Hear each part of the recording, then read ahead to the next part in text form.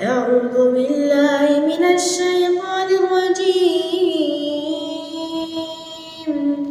بسم الله الرحمن الرحيم. إذا جاء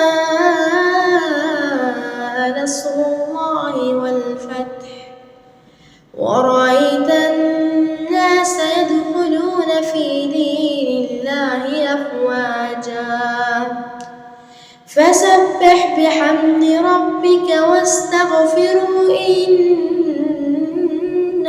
كان توابا.